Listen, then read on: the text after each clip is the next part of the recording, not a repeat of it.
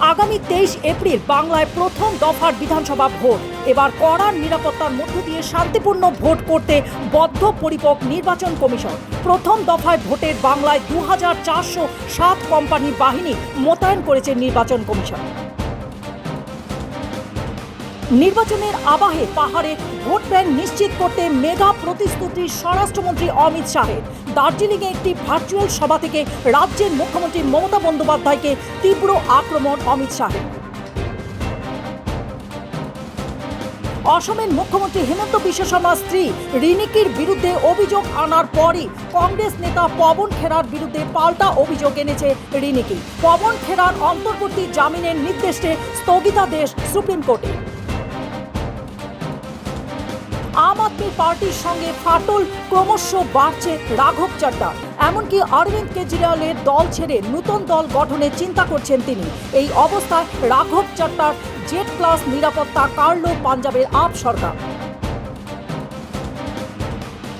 আজ বিহারের 24তম মুখ্যমন্ত্রী হিসাবে শপথ নিলেন সম্রাট চৌধুরী। বিহারের এই প্রথমবার কোনো বিজেপি শাসিত সরকার গঠিত হলো। পাটনার লোকভবন থেকে রাজ্যপাল তাকে শপথ বাক্য পাঠ করান।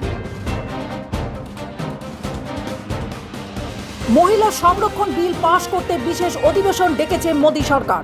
বৃহস্পতিবার থেকে শুরু হবে সেই অধিবেশন। তার আগে প্রধানমন্ত্রীকে চিঠি লিখে মহিলা সংরক্ষণ বিলের প্রশংসা করলেন দেশের প্রথম মহিলা রাষ্ট্রপতি প্রতিভা পাটেল। ঐতিহাসিক মুহূর্তের সাক্ষী রইল লখনৌ। টাটা মোটরসের কারখানা থেকে আজ পথ চলা শুরু করলো 10 লক্ষতম বাণিজ্যিক গাড়ি। এই বর্ণাঢ্য অনুষ্ঠানে সবুজ পতাকা নেড়ে এই গাড়ির শুভ আরম্ভ করলেন মুখ্যমন্ত্রী যোগী আদিত্যনাথ। মধ্যপ্রাচ্যের যুদ্ধে ইসরায়েলের আমেরিকার পাশে দাঁড়ায়নি ইউরোপের বহু দেশ, যারই মধ্যে রয়েছে ইটালিও। আর এবার সে দেশের প্রধানমন্ত্রীকে কটাক্ষ করলেন মার্কিন প্রেসিডেন্ট ডোনাল্ড ট্রাম্প।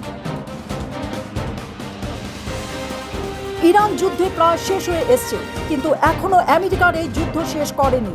তেহরানের সঙ্গে দ্বিতীয় দফার আলোচনার আগে এমনটাই দাবি করেছে মার্কিন প্রেসিডেন্ট ডোনাল্ড ট্রাম্প।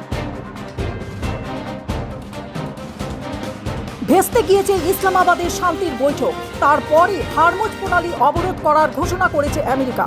এই আবহে পশ্চিম এশিয়ার শান্তি এবং স্থিতিশীলতা বজায় রাখার লক্ষ্যে 4 দফার প্রস্তাব দিলেন চীনের প্রেসিডেন্ট।